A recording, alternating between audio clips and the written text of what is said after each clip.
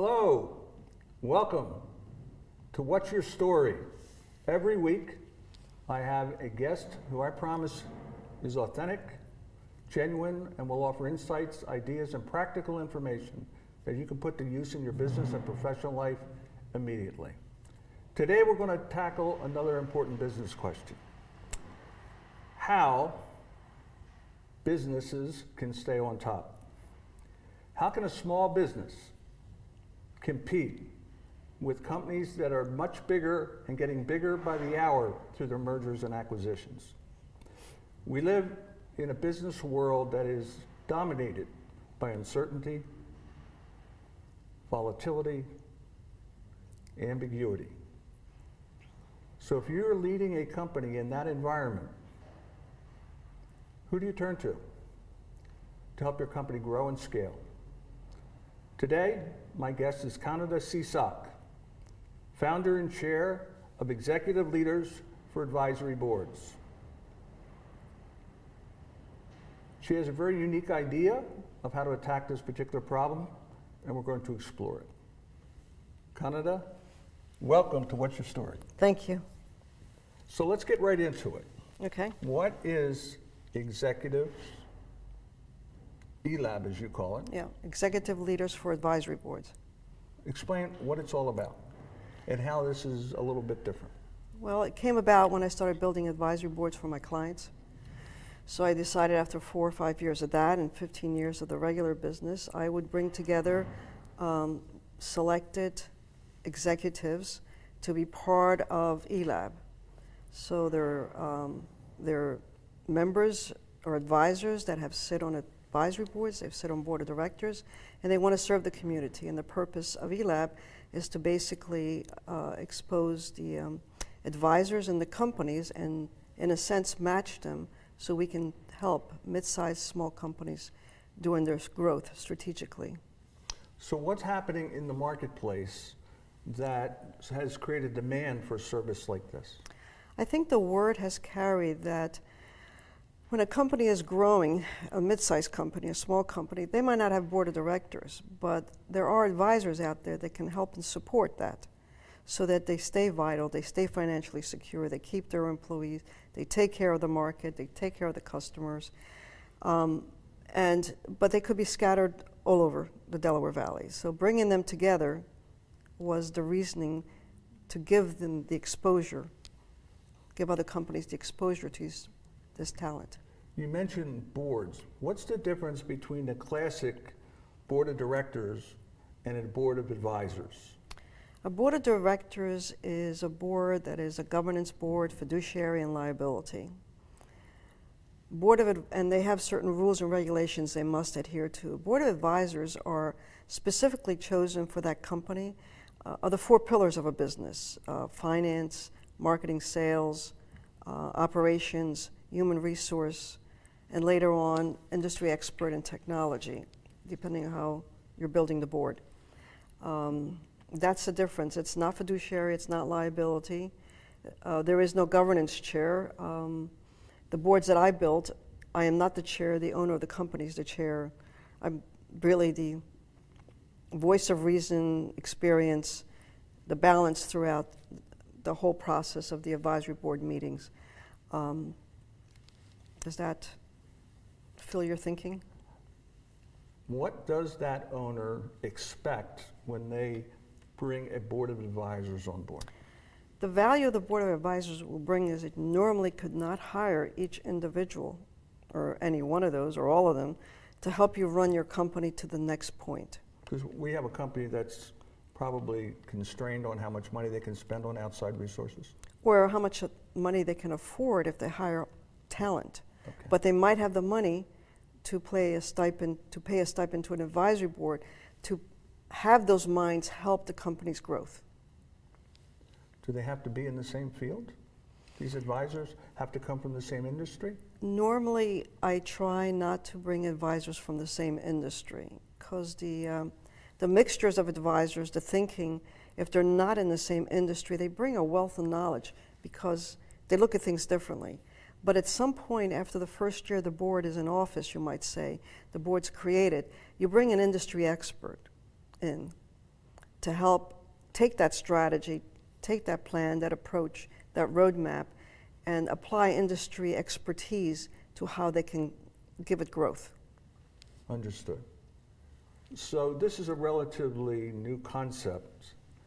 Have other companies done this before? Have there been other e-labs out there? The concept, I'm not sure if it's new. I've been using it since I can remember, but and I know companies have advisory boards.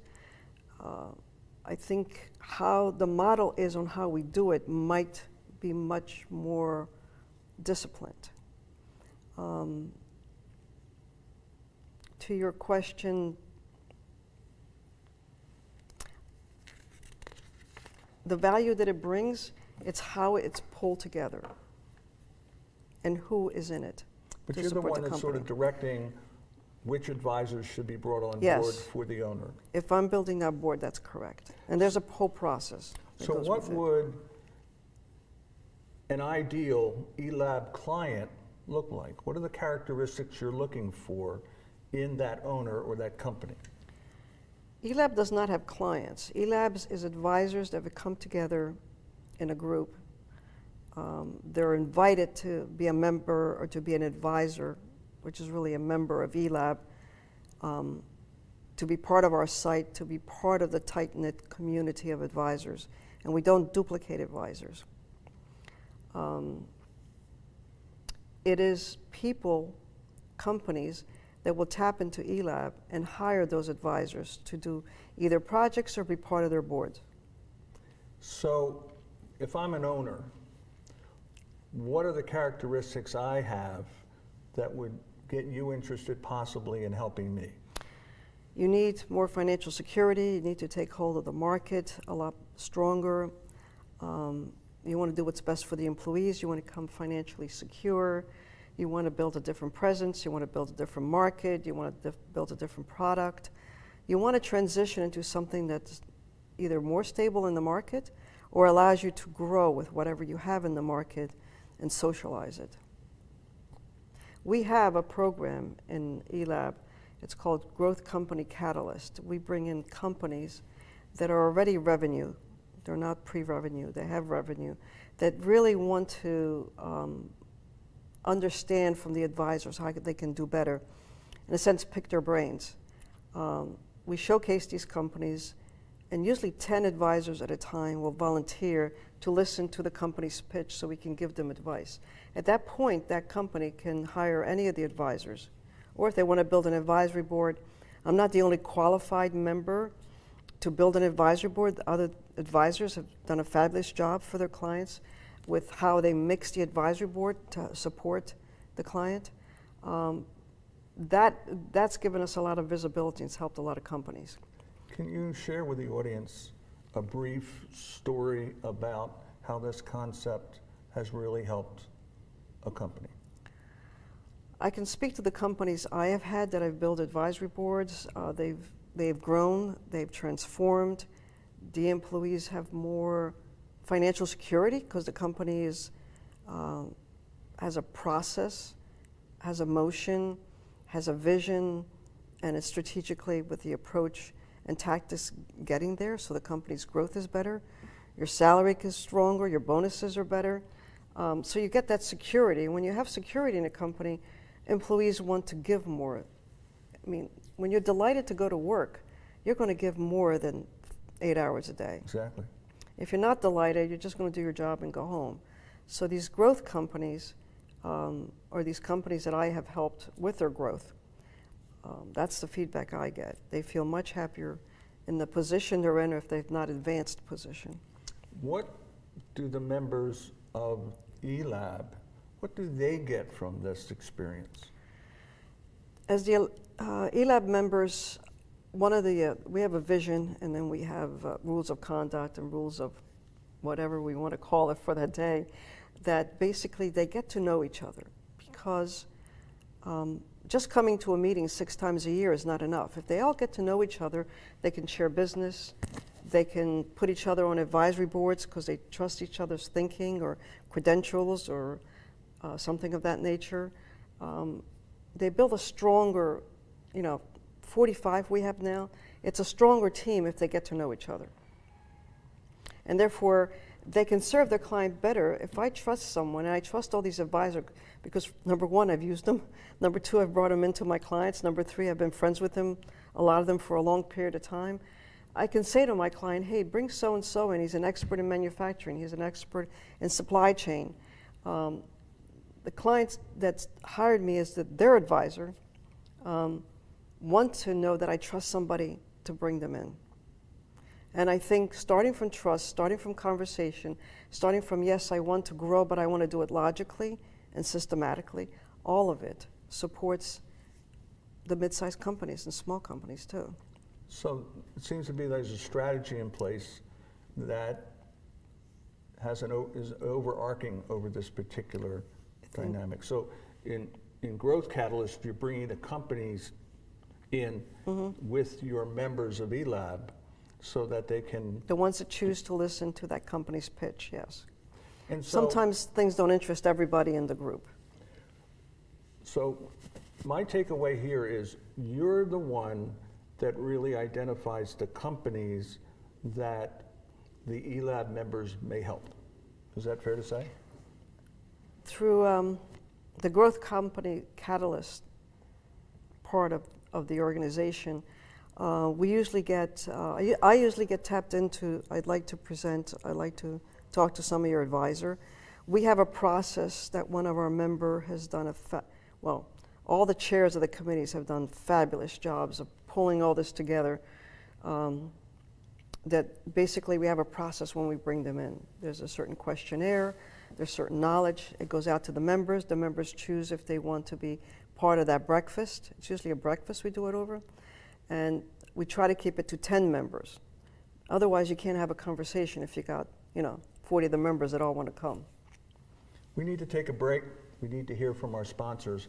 But we'll be back in a moment and continue our conversation with Candida Seasock about this interesting approach to helping companies grow. Be right back.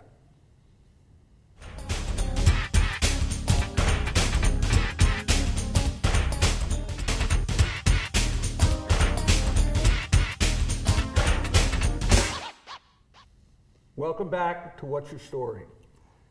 My guest is Candida Seasock. Candida is the founder and chair of Executive Leaders for Boards and Advisory Boards, I should say. Now, you did a lot before this organization was founded by you.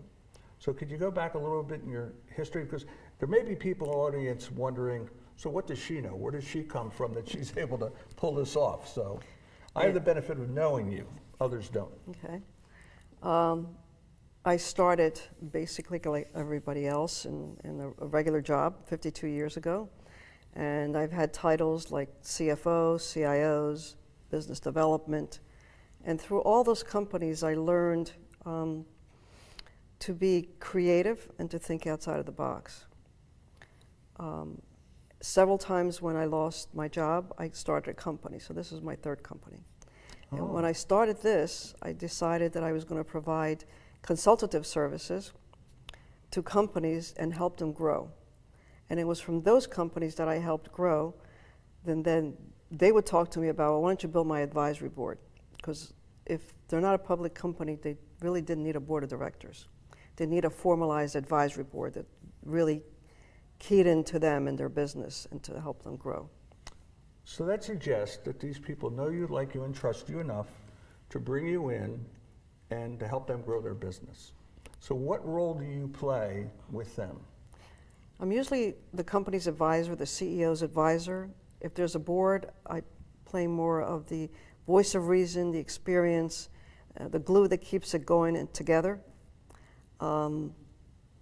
I don't take the chair. The chair of the advisory board is always going to be the owner of the company because it helps that owner to run an outside group, in a sense, of executives that are actually helping him think out how he's going to take this company, he or she is going to take this company forward. To really focusing on the business rather than being in the business, yes, so to speak. Correct. So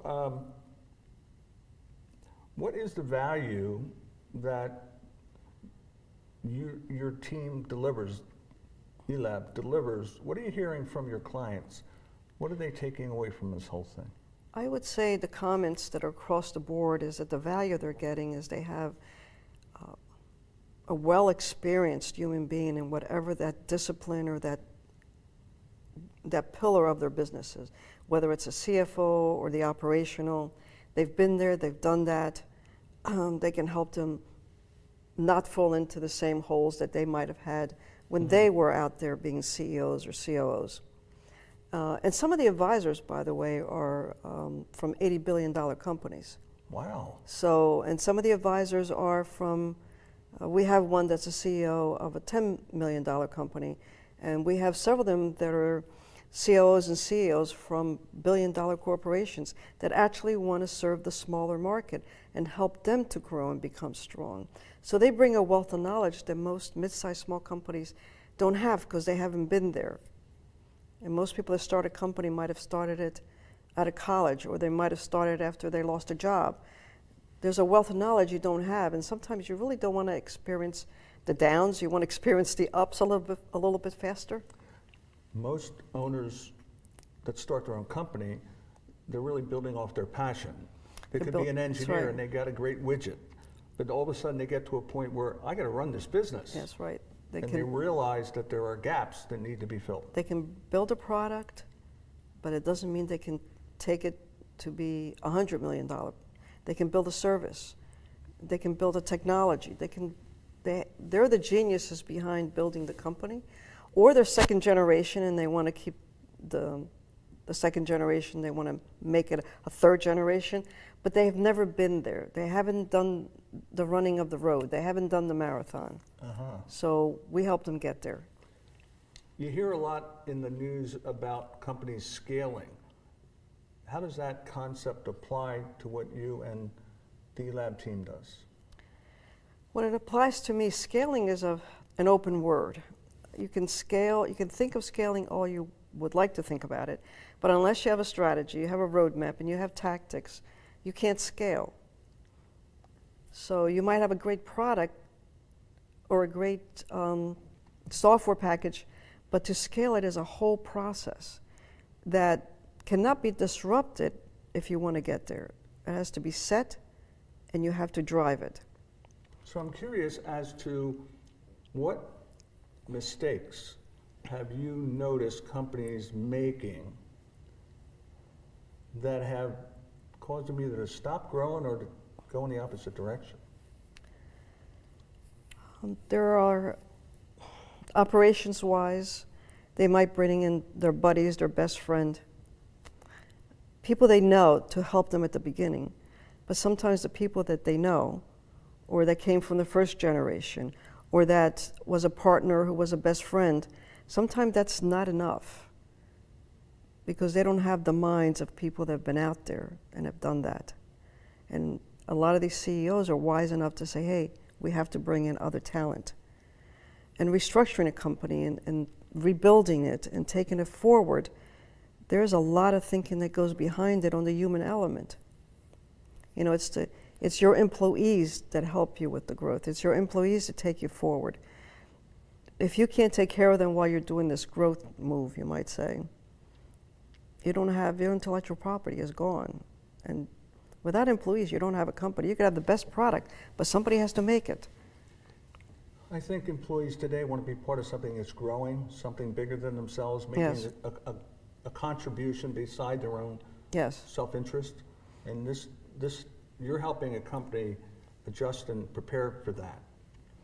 And you have all ages across employees today supporting a company, whether it's big or small. Somebody said there are 5 generations in the workplace. There in is. certain places. They are correct. So they're all not thinking alike. So somebody has to give them structure. So it has been said of you that you see stuff that other people don't see. Can you expand on that a little bit? I think it's let's see, people I reported to would always say I'd find a needle in the haystack before anybody else. The key to the needle in the haystack is not just finding it, it's how do you pull it out without the haystack falling? That's very true.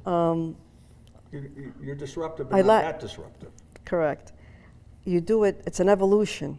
It's not a revolution, because that brings a company down. It's an evolution of change. It's an evolution of growth. It's a talent. I don't know, talents are given to you by the gift of God. I don't know how I got it. I didn't get height. I didn't get the best, voice in expressing myself, but I can walk into a company and know exactly what's causing certain problems and who is causing it without even talking to them. I think it's a gift. More importantly, you help them get results. That's the key, to use this gift to help companies protect themselves by growth and having good financial security. Not just for the owners, that's the minor part. The owners are always going to have their financial security. The employees, care of the employees is most important. I always ask my guests, what is your why, your purpose? And I think you just defined it. I think I did. And it must give you a tremendous amount of satisfaction. It does. I mean, I always feel good whether I stay in a company for 2 years or 5 years when I see, things that says to me the company is growing, the employees are happy, they're doing things. And now with social media, it's so easy for me to see what my clients are doing, what the employees are saying or not saying. And that feels good. Doing good feels good. Exactly correct. I'm trying to get rid of the negatives. So if you were to hold a luncheon, who would you invite? You asked me that when I first came in today, and I've gone through from every top person in the world to every bad person in the world, and I finally have come up with the answer. I would like to bring back all my bosses, all the managers, all the partners in accounting firms, because I worked for several accounting firms, that they were the mentors and we didn't use the word in those days, that actually let me think outside of myself, allow me to be more than I thought I could be. I like to come back and talk to them and see if they remember why this little Italian girl meant so much to them, to coach her, to mentor her, so she would always have financial security. Because when I lost a job, I never panicked. I just started another company. They gave you the self-confidence. They gave me the self-confidence. They believed in you. Yes. A little Italian girl from Italy. True. Your family was very instrumental in your development. My mother was very brave in coming here with 2 daughters, working in a factory and giving us a life and an education more than we could have gotten in Italy after the war. Just because the war ended in 45, it doesn't mean that Italy or Milan, Italy, where I was born, it doesn't mean that all the buildings went up overnight. People suffered for 10 years and beyond. What advice do you have for women in the workplace? Because you rose to some fairly high levels in corporations based upon merit, what you did, how you contributed. Yeah. I can only give you what I did. I never let the negatives pull me down. If I worked for a manager that was negative about me being a woman, I'd leave a company and go get another job. I blazed my own trail systematically without hurting anybody in the background. And I've always told women, be true to yourself, be true to what you want in your career, and don't let anything take you down. And don't become like the person who's trying to take you down. So you can do it quietly, and you can do it systematically, and you can gain a lot of momentum. Another group I started is WCXO, which is Chief Women Officers. And that's another group that one meets monthly. They basically are women helping women. So there's several generations in that group, from 35 to me, which is past 70, and they collaborate with their knowledge to help each other out. And to me, that's very rewarding, because women, I don't think, did enough for each other in my earlier career, but now they're becoming that it's important for them to help other women. I think we're going to end on that particular point. We're running out of time. But I want to thank you for coming in. This is your opportunity to look into the camera and ask anything of the audience, make any final comments you'd like to make. I would be pleased if anybody in the audience is interested in ELAB, Executive Leaders for Advisory Board, to look at our website and give me a buzz, call me, How I'll would they get in connect you. touch with you? Well, my phone number is 609-471-1188. That is 609-471-1188. I'm on LinkedIn. You can text me. I'll call you right back. I'll talk to you, and I'll figure out how we can help. Again, I want to thank you. The audience benefited greatly from this. Thanks Thank again. you. Thanks for doing this with me. Well, Thank you. It was an honor for me to have you here, believe me. Thank you. That's another show on What's Your Story. Every week, I bring you a guest who's authentic and genuine with insights and practical advice that you can put to use in your life, professionally or personally. So again, thank you. And again, till next week, this is What's Your Story. Thank you.